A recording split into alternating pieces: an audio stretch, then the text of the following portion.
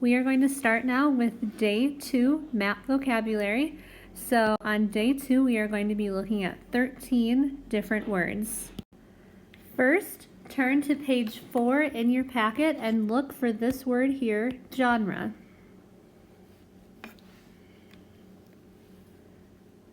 So the definition we have in our packet for genre would be categories of books, movies, etc. that have things in common. So, for example, fantasy would be an example of a genre. Now your job is to write 2 more examples of genres in that third column of your packet.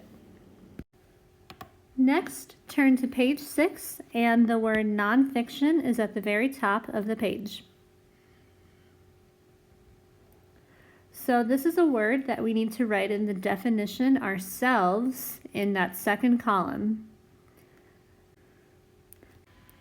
So take a second and in that second column write down how you would define the word nonfiction.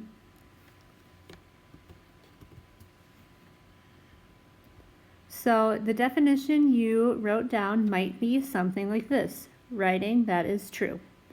An example of a nonfiction text would be a biography.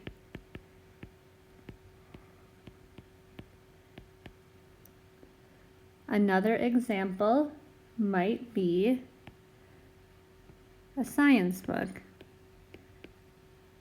On your own now, write 2 examples of nonfiction texts in that third column next to nonfiction. Our next word is history. You can find this word on page 4 in the middle of the page. So this is another word that we have to define ourselves. So once again, take a couple seconds and in that second column, write down how you would define the word history.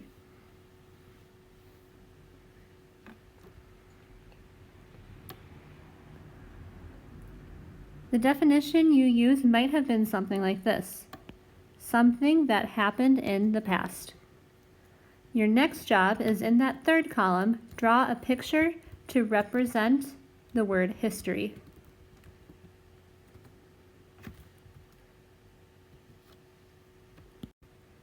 To give you an idea what to draw in case you aren't sure, here's my beautiful picture of how I would draw to represent history. I have this wonderful horse. I know you can tell right away that's what it is. And then not a car, because way back in history in the past they used horses to get around instead of cars. Next, please turn to page 6 and we are going to talk about the word poem.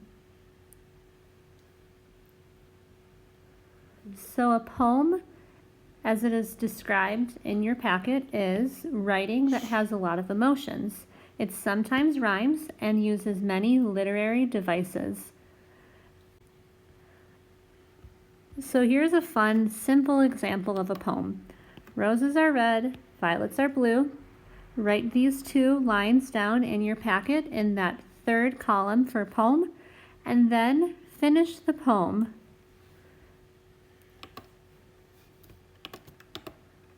My example that I have is roses are red, violets are blue. I love chocolate cake, but even more, I love you. Next, we are going to look at the word right below poet.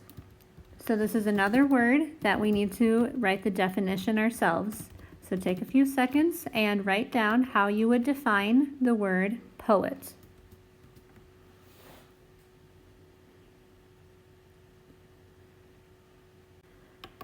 The definition you wrote down might be something like this: someone who writes a poem.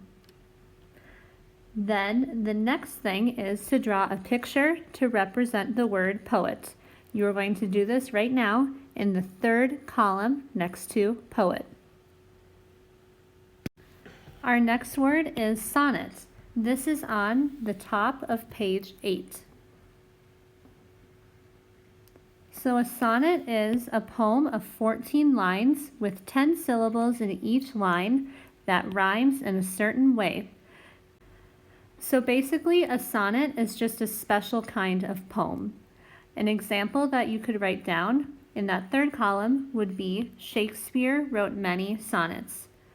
So if you know who William Shakespeare is, he's a famous author, and something he's really well known for would be the sonnets that he wrote. Maybe another way to help you remember would be 14 times 10 equals 140 syllables in a total sonnet. 14 lines, 10 syllables in each line. Our next word is drama. This word is on page 3.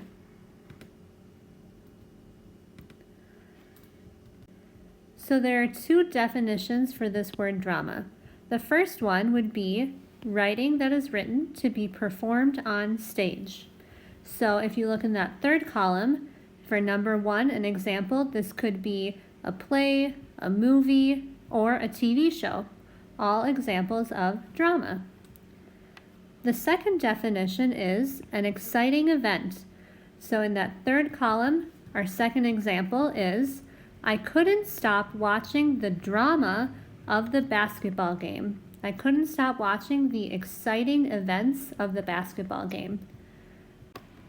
Now your job on your own is to think of an action to represent this word drama. And by yourself, go ahead right now and do this action. How would you show the word drama? Our next word is parody. This can be found on page 6. So a parody is copying something in a funny way. So some examples of parodies would be Weird Al Yankovic songs, if you've heard of him. So for example, one song that he has is called Another One Rides the Bus. This is a parody of the song Another One Bites the Dust. On your own, what other parodies can you think of? Right here is the link. You can type this in or search in YouTube if you want. Bad lip reading of High School Musical. It's a personal favorite parody of mine. It looks at the High School Musical movie and has the characters speak different words than what they're actually saying in the movie. It's a pretty funny parody of one of my all-time favorite movies. Next, we are going to be looking at 5 different types of short stories. The first one is called a fable. This is on page 3.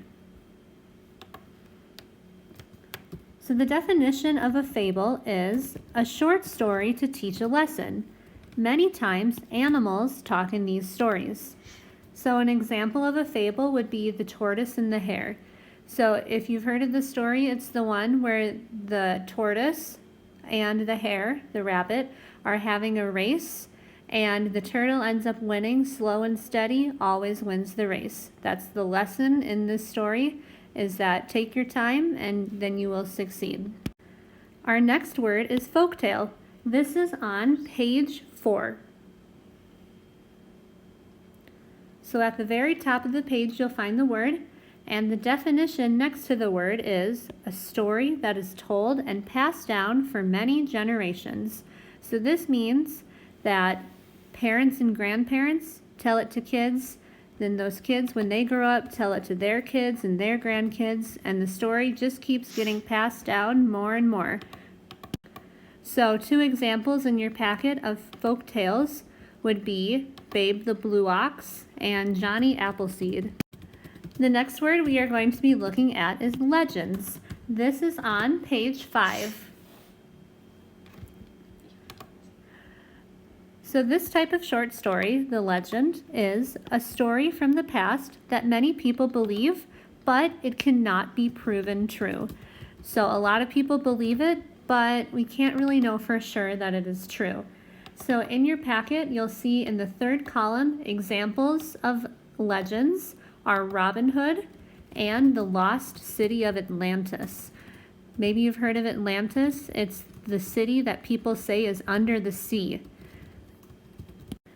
Next, let's look at the word myths. This is at the bottom of the same page, page 5, the very last word. So, a myth is a story that is used to explain mysterious things about the world and people.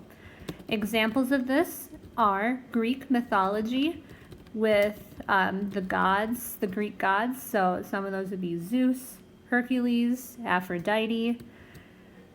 These myths also told stories about how things happened. So an example would be stories about how the world started. These myths explained how the world started or other mysterious things that they didn't know about. Next, we are going to look at the word tales. This is on page 8 toward the very bottom of the page. So a tale is a story of a real or imagined event. Now that we have looked at the 5 different types of short stories, we are going to look at how they're organized. So on the very back of your packet, you have this page, and it organizes these 5 types of short stories and shows the different ways that we could describe them. So to start off, a tale is a short story. These 4 here, fable, folktale, legend, and myth, are all examples of short stories. So with a black pen or marker, something black, you can draw a line from tale or short story to all 4 of these because they are all different types of short stories. Next, one of the characteristics that these stories have are that some of them teach a lesson. So the ones that teach lessons are fables and myths. So with a red marker or pen, you can draw lines from teaches a lesson to fable and myth. Another characteristic is that they are passed down for many generations. So that's, like I said earlier, the parents and grandparents tell their kids, who tell their kids, who tell their kids. The story keeps getting told over and over.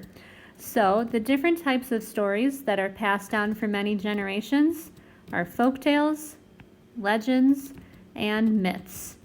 So with a blue marker or pen, you can draw lines from this characteristic to these 3 different types of tales or short stories. Next, some of these stories have talking animals. The stories that a lot of them have talking animals would be fables, folktales, and myths. So with a green marker or pen, draw lines from this characteristic to these 3 different types of stories.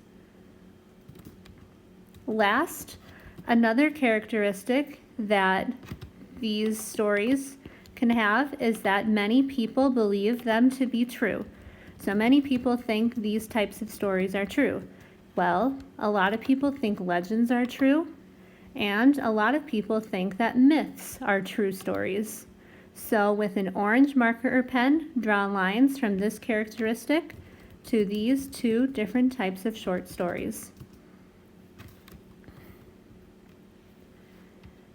That is all for Day 2 map vocabulary, so you should now be able to do the homework for Day 2.